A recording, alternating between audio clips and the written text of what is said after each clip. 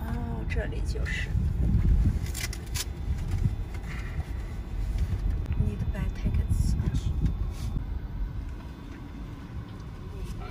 Hi, two. Two. All right. With extra cheese, please. No, I'm kidding. There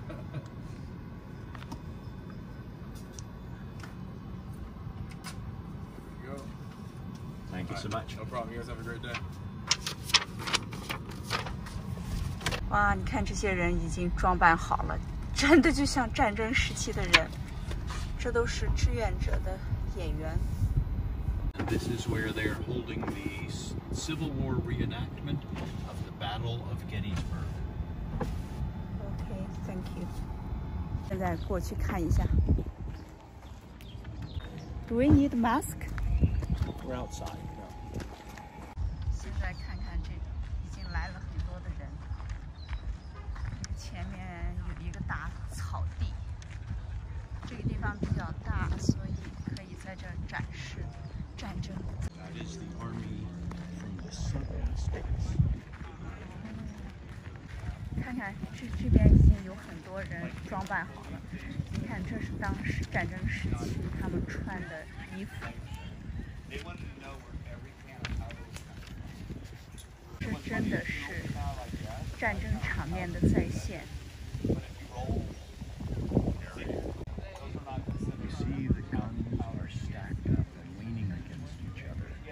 That is a method that they really used so that when they were resting, the guns were not on the ground getting dirty and getting wet. 看看大家的这种装束和这个帐篷，真的是再现当年的场面。The table, the box, they would use boxes that had supplies like food or bullets. But of course they would use those to sit on. The tents are about correct. Oh yeah. Hey Cindy. What flag is this? It's not American. Well, no. Remember, they declared themselves a separate country. And this is the flag of the Confederate States, what is sometimes simply known as the Confederacy. I don't think they know we're here taking video because, well, of course, we're from 150 years in the future. Sell something, oh?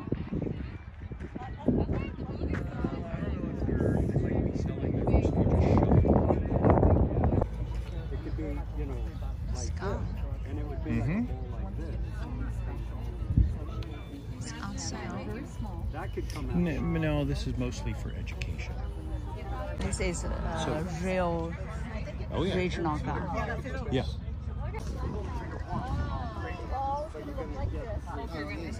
Yeah, I mean, they may call it different. This one actually isn't that old.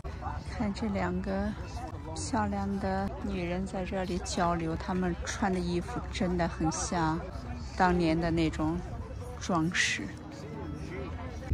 But then you got it's all black powder. Then they got into smokeless in the 1890s and 1899. They used to eat that. It's hard as a rock. It took a lot of soaking.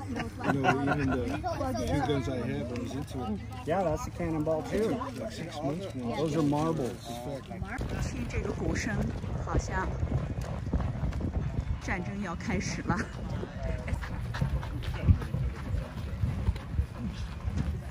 这一队士兵走过来了。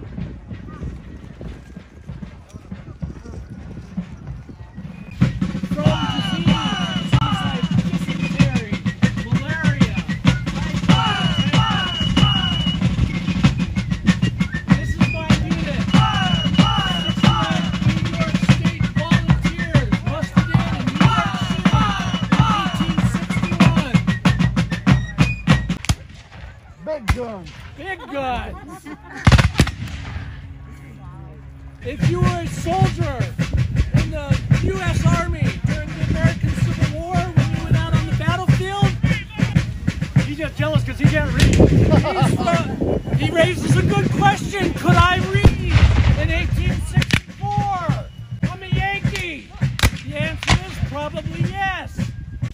真的是一次非常有意思的体验。We are assembled here today to honor those who fought and died on these surrounding battlefields. I have been asked as Chief Executive of the nation to formally set apart these grounds to their sacred use by a few appropriate remarks. Standing here before you, many thoughts travel through my mind. There would be an answer to the many questions. What do you tell a mother to ease the pain of her son not coming home? What words do you use for a wife whose husband won't be returning to her? How do you explain to a young child that her father won't be there to see her grow? How do you relate that it was for the right reason? It was for freedom. It was to preserve the Union. What words do you utter? What letters do you write? What address do you speak? Believed in liberty and dedicated to the proposition that all men are created equal. Now we are engaged in a great civil war, testing whether that nation or any nation, so conceived and so dedicated, can long endure. We're met on a great battlefield of that war. We have come to dedicate a portion of that field as a final resting place for those who here gave their lives that that nation might live. It is altogether fitting and proper that we should do this. But in a larger sense, we cannot dedicate, we cannot consecrate, we cannot hallow this ground. The brave men, living and dead, who struggled here have consecrated it far above our poor power to add or subtract. The world will little note nor long remember what we say here, but it can never forget what they did here. It is for us, the living rather, to be dedicated here to the unfinished work which they who fought here have thus far so nobly advanced. It is rather for us to be here, dedicated to the great task remaining before us. That from these honored dead, we take increased devotion to that cause for which they gave the last measure. That we here highly resolve that these dead shall not have died in vain, that this nation, under God, shall have a new birth of freedom, and that government of the people, by the people, for the people, shall not perish from the earth. From there, I met with President Lincoln once more in Washington. Unfortunately, later, almost 2 days later, Mr. Lincoln would attend the theater. It is after that stay at the theater we lost our President of the United States. Now, recall, after the war, of course, there is reconstruction and reconciliation.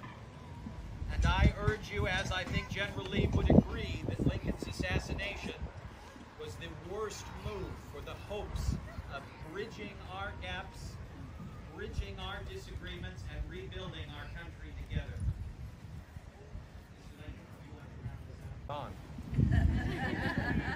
My vision was to let the South down easy, bring them back into the fold, not persecute them for what they had done. How could we heal our wounds if we threw some of them in jail? Even if we did their supposed President Jefferson Davis, if we put him to trial. I didn't want to do that.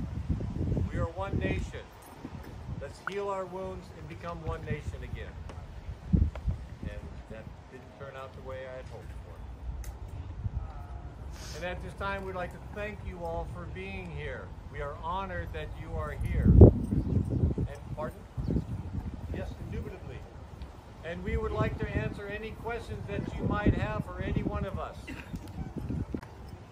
at this time.